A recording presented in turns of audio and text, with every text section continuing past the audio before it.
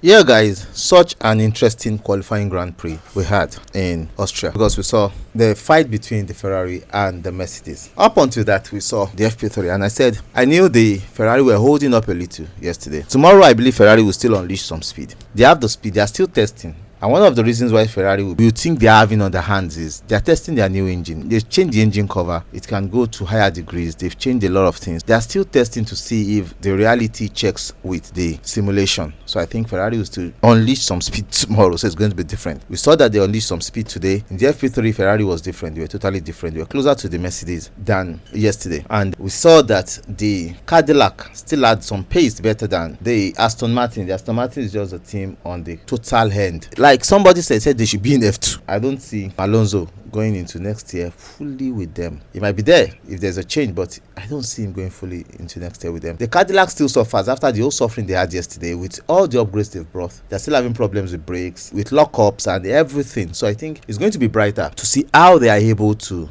get ahead or get better from every collapse that we are seeing happening to them. But it's going to be a very interesting one going forward. These are beautiful times, glorious times that we are seeing the fight getting to the nerves. Alpines are not relaxing. The Alpines are looking incredible, but it's still a game of underhands over hands. For the midfield teams, the benchmark still remains Racing Bulls. I think the Racing Bulls this season are looking or losing. They're not losing. They're looking closely on par with Red Bull. Seriously. Probably maybe it's the engine. Maybe that's why they're not getting that duo, because their engine, they said, is the best engine on the grid. No doubt. If you are looking at it. From any angle you are looking at, they look like the best engine on the grid. Like it's been advertised that they are the best engine on the grid. But you see, Red Bull and their upgrades in the hands of Max Verstappen is explicitly crazy. It is a very fast car, a very good car, and we can't just hold on for much. But it's going to be a good weekend, so to see, because the battle tomorrow will be battle of strategy and weather. The weather is going to be very hot.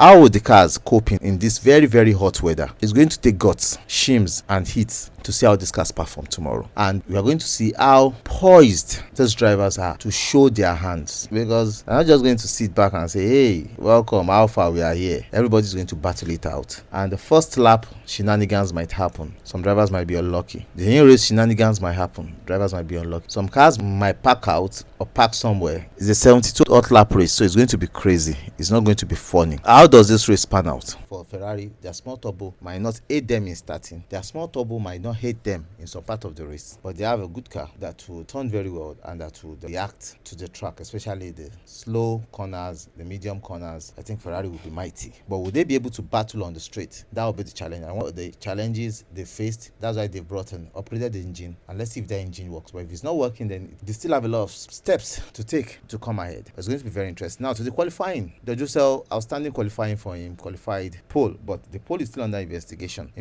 that we don't know when to sort it out. For him, lifting off, it's been taken off that he qualified, but for double yellow flags, that one is not been sorted yet. For him to lift off, great, he lifted off, which means that Mercedes is very fast. But for double yellow flags, they are looking at it because his teammate stopped the lap. That incident was a double yellow flagged incident. Now his teammate lifted off because of double yellow flag. He himself did not stop the race or stop the qualifying because of double yellow flag, which means when you have a double yellow flag, it's just like you having a red flag, and where the car was meant to be a double yellow flag. So let's see what they say over the night. If Ferrari are going to push for it to put their drivers on the front row, or they're going to leave it like that to go till tomorrow. But it's still a dicey and a very cynical situation in which the FIA needs to draw the line. Such should not happen. If it's a double yellow flag, it's a double yellow flag, and it has happened, it has happened. If it's a single yellow flag, it's a single yellow flag. So this is so confusing, and this can also come up in the future with some issues that will not be palatable. So I think that would needs to be sorted out so that the drivers will know where they are and the teams will know where they are and what is really happening. But I think it's a double yellow flag issue. To Max Verstappen, what a great qualifying he had. Q2, they took a gamble. He was almost out in Q2. He stayed and he had a mighty lap in Q3. That was a tremendous lap. Unfortunately, the Ferrari had other ideas in their bag and they came up with a very outstanding lap and did a very good outstanding lap from both Ferrari drivers. Though with mistakes, but they were mighty. When we're talking about lap of a lifetime, these are laps of a lifetime. There will be a battle between the Ferrari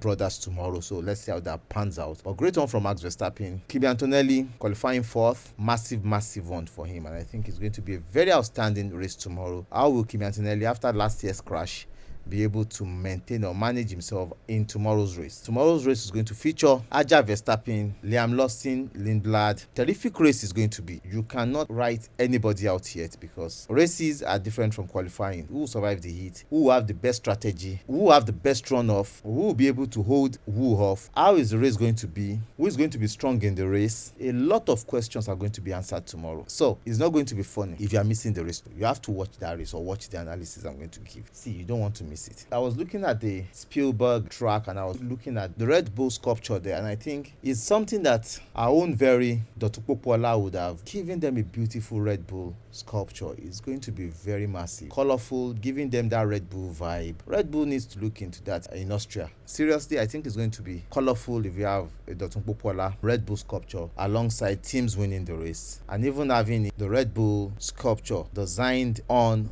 the medal. I think it will make sense. The Williams, let me talk about the Williams. The Williams are still back, though they are still ahead of Cadillac, which is the second to the last team, but they have a lot of developments catch up, lest the evaluation will go down. They are not looking like a strong team, a very strong team at all. The Audi brought some strong upgrades. They are very close in qualifying. Don't dismiss them. They brought an Ado to their own engine earlier in Barcelona. Don't dismiss them. They are going to be very strong in tomorrow's race. They have to be very strong because they look very strong, and Alpine will be very strong, but not all these 6 guys or the 3 teams will be able to put up a challenge that will give them maximum points. So some of them might put up a challenge against the Racing Bull team, but it's going to be very interesting. You don't want to miss it tomorrow. Stay tuned, watch the analysis. I will let you know whatever comes up between George Russell and the race stewards. Who will win the Austrian GP? Who are your favorites to be on the podium? Tomorrow will give us all these answers to these wonderful questions. The questions are piling up, but Austrian GP will give us all the answers. Up until tomorrow. I love you guys. Bye. Cheers.